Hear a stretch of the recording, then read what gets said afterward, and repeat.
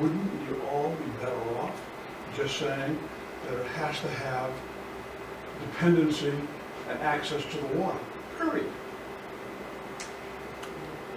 I listed a million things. This has been a question not only raised here, but in other ports around the Commonwealth, which is everyone has been sort of the big question mark. Does it include marine science and technology? If they don't need access to the water, it does not. Right. If they need access to the water, it does. The whole test is you have to have dependency on the water or access to the water. Well, like, but this is where, when we were, because we literally played through like 1,000 different approach scenarios for this. So let's take this one as an example, where the, now we're on a fixed fee budget, so we're way beyond. I'm sure You're getting a good deal. You're getting a really good deal. As a matter of fact, I'm passing out a hat later. But let's take the research, testing, and development related, and here's where the nexus becomes the nexus, which is actually English. He doesn't speak English, but the Who says nexus? education. We like that. But Where's the so let's say, for example, that you were a company that was doing fish safety testing as part of the safety for the food chain, which is an increasing requirement. Yep. And you actually had to test as soon as the fish came off the dock. Right. Your company yourself may not specifically need, but you would need to have a site, you would need to be there because of the way you actually would do it. Well, I would debate that with you, because if urgency was the criteria, then you would want to have everything you need to do the testing spontaneously, immediately when they reach the dock. You wouldn't want to have to load it in a truck and send it to an industrial park. No, that's the point. And do the testing there. So in that case, clearly in my mind, they qualify for water-dependent use. That's the argument point. So just a clarification, it's not just, this doesn't just clarify that it's water dependent, it clarifies that it's water dependent industrial. Right. So these uses that are listed are what you're saying is these are what we consider to be industrial uses, water dependent industrial uses. Well, then we're getting back to the other problem. There are no industrial uses, period.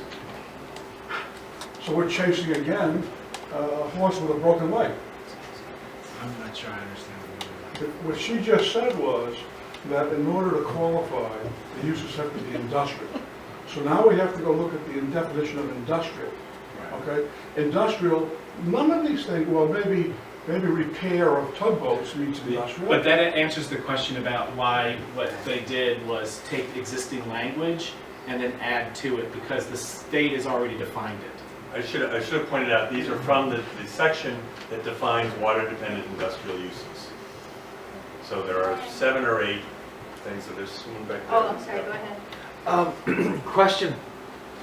So if a seafood processor Yeah, is in that zone, but they receive their seafood over the road, they don't take it off the dock, That are still allowed. they're still allowed. there are parts of the regulation that specifically say what's water-dependent industrial uses, and back when they were promulgated, that was considered a water-dependent industrial use because the assumption was, I believe, that they would unload fish at the dock. That the regs have not, I think it's fair to say, sort of kept up with how the economy has changed. But they're still the regulations. So what we're trying to do here is use the existing regulations to try and push it a little bit further into the 21st century.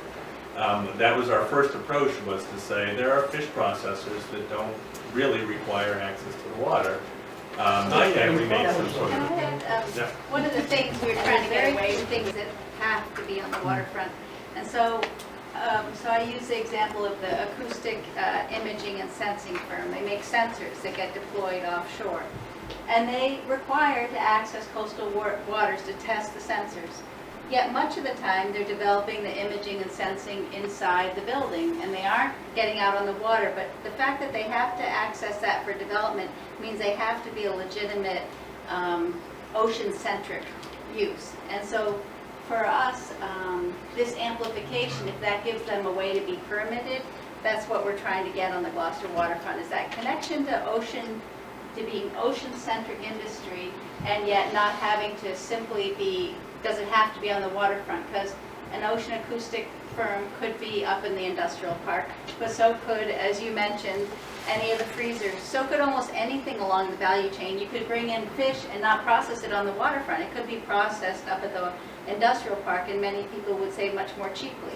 But the fact is, there's a value to doing it on the waterfront, and that's what we're trying to get in Gloucester, is that synergy. And what is that value? So I think I just got a little confused. In this zone, in the zone, you can process seafood that comes in over the road. You don't have to take it off a boat. Doesn't have to come directly from the water. It can come from over the road, and any type to be processed in any way.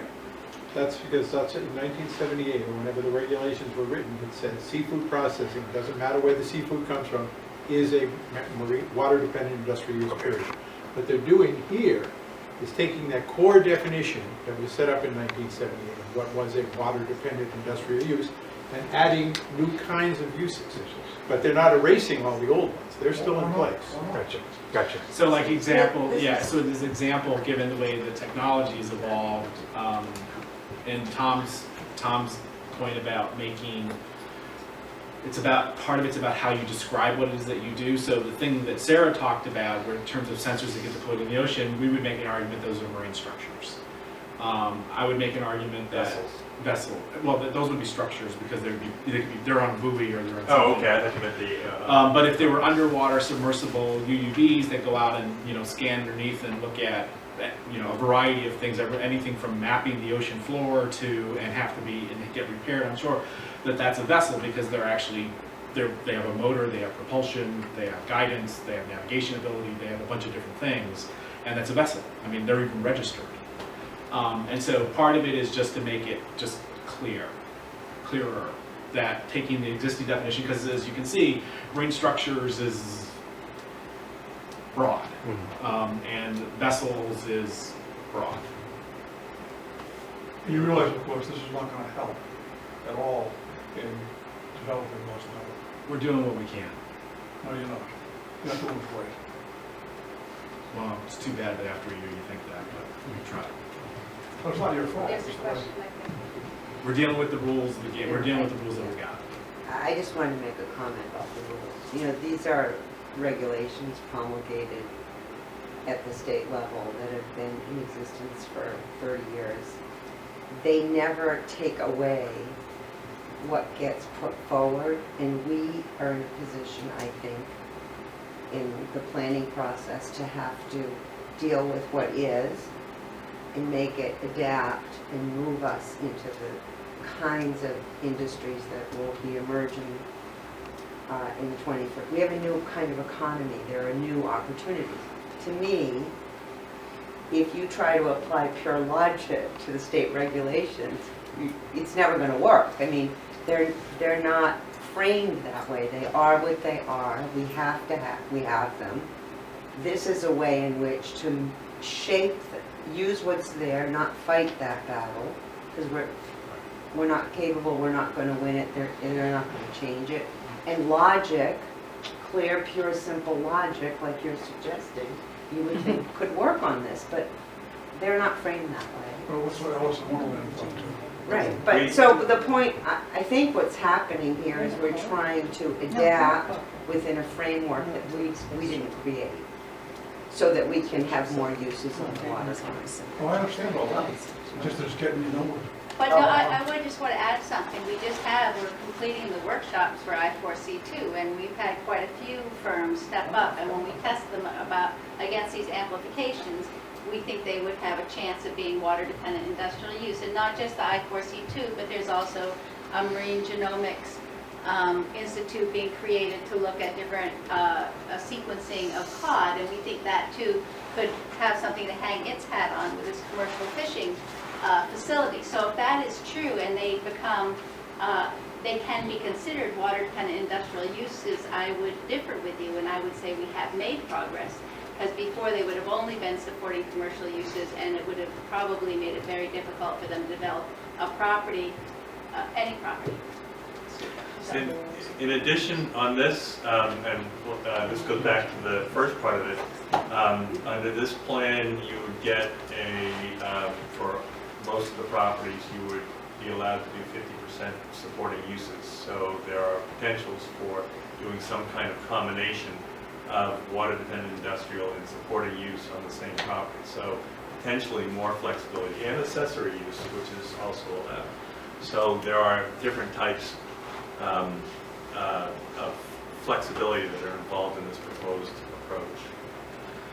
I mean, I think, the one thing I would say about this, which is it may feel very cumbersome and maybe feel like it's not that much of an advancement, although I think given the way the wording is, and it's a question of positioning, but we talked about this early on, that, one of the issues that the Gloucester Harbor has is that it has various forms of gravity that it has to deal with. One of the issues of gravity is the small parcel size.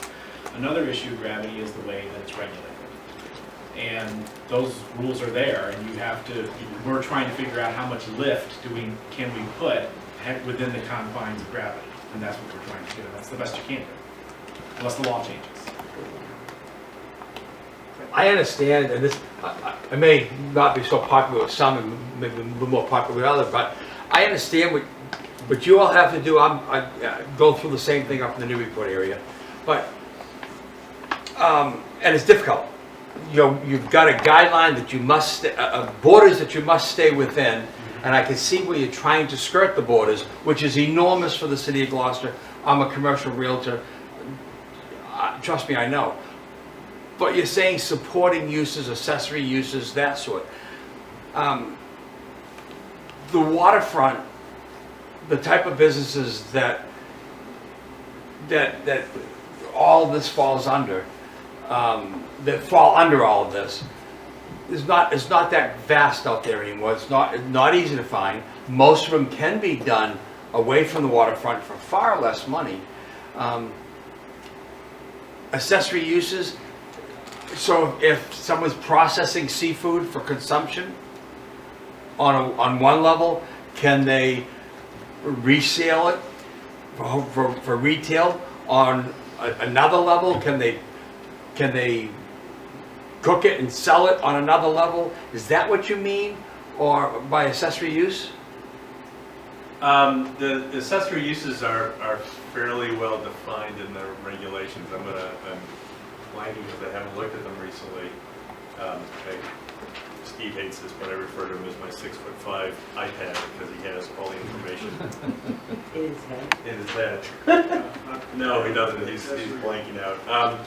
There's accessory uses are more tied to the actual maritime industrial use than the sporting uses.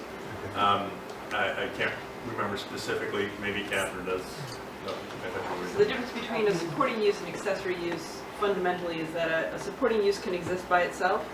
An accessory use is a part of a water-dependent industrial use that really is there because the water-dependent industrial use is there, and it would go away if the water-dependent industrial use went away. So an office or maybe a small place for the employees to eat or something like that versus a restaurant or a gift shop, for example. Thanks. Rescued. You want to make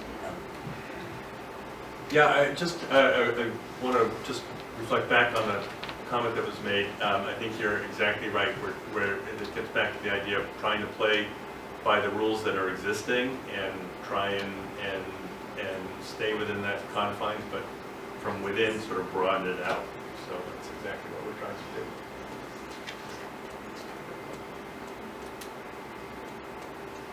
This is the third component.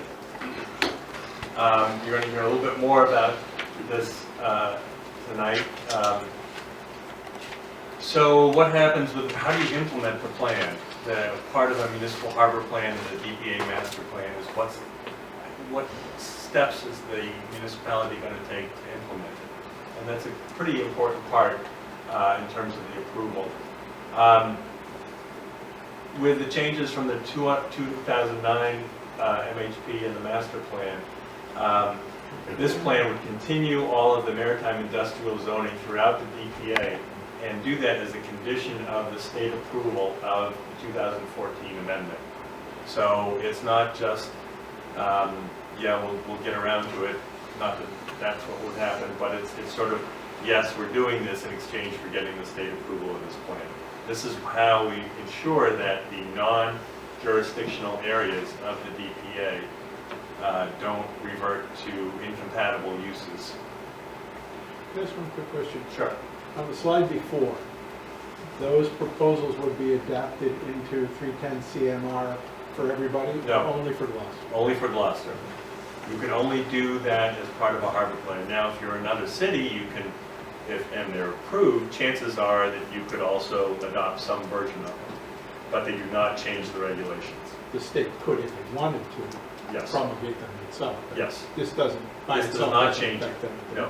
A harbor The core plan, harbor. any changes to the Chapter 91 regs, either amplification or substitute provision, for that harbor only, the operative document is not.